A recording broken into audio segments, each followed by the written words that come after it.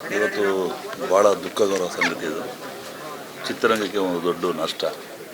ಆಮೇಲೆ ಆತ್ಮೀಯ ಸ್ನೇಹಿತ, ಒಂಥರ ಸ್ನೇಹಜೀವಿ, ಆಮೇಲೆ ಅಜಾತ ಶತ್ರು ಅಂತ ಹೇಳಕ್ಕೆ ಇಷ್ಟಪಡ್ತೀನಿ. ನನಗಂತೂ ಭಾಳ ವರ್ಷಗಳನ್ನ ಇದೇ ಬಡವಾಡಿದ್ದೀನಿ.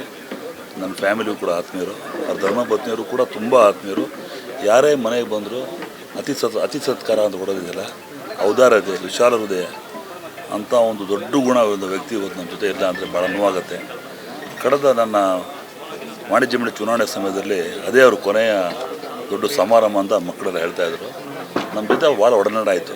ಮೊನ್ನೆ ನಮ್ಮ ಜೊತೆ ಯಾವುದೋ ಒಂದು ಕಾರ್ಯಕ್ರಮದಲ್ಲೂ ಕೂಡ ಮಾತಾಡ್ತಾ, ಸುರೇಶ್ ಚಿತ್ರರಂಗ ಹೆಂಗಿತ್ತು, ನಾವೇನು ಮಾಡಿದ್ವಿ, ಯಾವ ಥರ ಬೆಳೆದೆ, ಯಾವ ಥರ ನನ್ನ ತೊಂದರೆ ಆಯಿತು, ಯಾವ ಆ್ಯಕ್ಸಿಡೆಂಟ್ ಆಗಿ ನನ್ನ ಲೈಫ್ ಏನಾಯಿತು, ಅದು ಉನ್ನತ ಸ್ಥಾನದಲ್ಲಿದ್ದಾಗ ಅವ್ರಿಗೆ ಅಂಥ ಒಂದು ಸ್ಥಿತಿ ಬಂದಾಗ ನಾನು ಪಟ್ಟಷ್ಟು ಕಷ್ಟ ಏನು, ನನಗೆ ಯಾವ ಥರ ಮಾನಸಿಕ ಯಾತನೆ ಆಯಿತು, ಆವಾಗ ಚಿತ್ರರಂಗ ಯಾವ ಥರ ನೋಡ್ಕೊಳ್ತು. ಆದರೂ ಕೂಡ ನನ್ನ ಮನಸ್ಥೈರ್ಯ, ಆತ್ಮಸ್ಥೈರ್ಯ ಯಾವುದನ್ನೂ ಧೃತಿಗಡದೆ ಧೈರ್ಯವಾಗಿ ಮುಂದಕ್ಕೆ ಅವರು ಅದನ್ನು ಮಾಡಿದ್ದಾರೆ. ಅಂದರೆ ಚಿತ್ರರಂಗ ಅವ್ರಿಗೆ ನಿಜವಾಗ್ಲೂ ಎಷ್ಟು ಅಭಾರಿ ಆದರೂ ಕಡಿಮೆ. ಅವರಿಗೆ ಭಾಳಷ್ಟು ಪ್ರಶಸ್ತಿಗಳನ್ನು ಕೊಡಬೇಕಾಗಿತ್ತು. ಯಾವುದೇ ಥರ ಅವ್ರ ನೋವುಗಳನ್ನು ಹೇಳ್ಕೊಡಿದ್ರೆ ನಗನಗ್ತಾ ಅವರ ಸಂಸಾರ, ಮಕ್ಕಳು ಕೂಡ ಭಾಳ ಇಬ್ಬರು ಹೆಣ್ಮಕ್ಳು, ಎಕ್ಸ್ಟ್ರಾಡರ್ ಫ್ಯಾಮಿಲಿ, ಒಂಥರ ರಾಜವಂಶಸ್ಥನೇ ಹೇಳ್ಬೋದು. ಇವತ್ತು ತಾವು ನೋಡ್ತಾ ಇದ್ದೀರ ಎಷ್ಟು ಚೆನ್ನಾಗಿ ಯಾರೇ ಸಹ ಸಾವಿನಲ್ಲೂ ಮನೆಯಲ್ಲೂ ಕೂಡ ಬಂದಿರೋ ಅತಿಥಿಗಳು ಸತ್ಕಾರ ಮಾಡೋದು ಹೇಳ್ತಾರೆ ಹೊರತು ಅವ್ರ ಸಾವಿನ ಬಗ್ಗೆ ನೋಡ್ತಾರೆ. ಅಂದರೆ ಯೋಚನೆ ಮಾಡಿ ಅಂಥ ಒಂದು ವ್ಯಕ್ತಿ ಕಳ್ಕೊಂಡು ನಾವು ಭಾಳ ನೋವಾಗಿದೆ.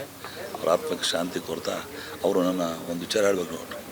ನಾನು ನನ್ನ ಮಗಂಗೆ ನೋಡಿದ ತಕ್ಷಣ ಏನಂದ್ರೆ ನಾನು ಗಟ್ಟಿ ಹೌಚ್ಕೊಂಡು, ನೀನು ಹಿಂಗೆ ಸಿನಿಮಾ ಹೆಂಗೆ ಮಾಡಬೇಕು, ನನಗೆ ದಿನಾ ಫೋನು ಡೈಲಿ 3 ಒಂದು ಸಿಂತ, ನೀನು ಈ ಥರ ಸಿನಿಮಾ ಮಾಡೋದು ಹಿಂಗಿರಬೇಕು ನಿಮ್ಮ ಮಗ ಅಂದರೆ ಹೇಳ್ಬಾರ್ದು. ಅಷ್ಟೊಂದು ವಿಚಾರಗಳನ್ನು ಚರ್ಚೆ ಮಾಡೋಕ್ಕೆ ಭಾಳ ವಿಚಾರ ಇತ್ತು. ಇವತ್ತು ನಮ್ಮ ನಗರ ದೂರ ಹೋಗಿದ್ದಾರೆ. ಅವರ ಆತ್ಮಕ್ಕೆ ಶಾಂತಿ ಕೊಡ್ತಾ ಅವರ ಭಗವಂತ ಅವರ ಕುಟುಂಬಕ್ಕೆ ಅವರ ಸಾವನ್ನ ನೋವನ್ನು ತಿಳ್ಕೊಂಡು ಶಕ್ತಿ ಕೊಡುತ್ತೆ. ಚಿತ್ರರಂಗಕ್ಕೆ ಒಂದು ದೊಡ್ಡ ನಷ್ಟ ಅಂತ ಹೇಳ್ತಾ ನಾನು ಮಾತು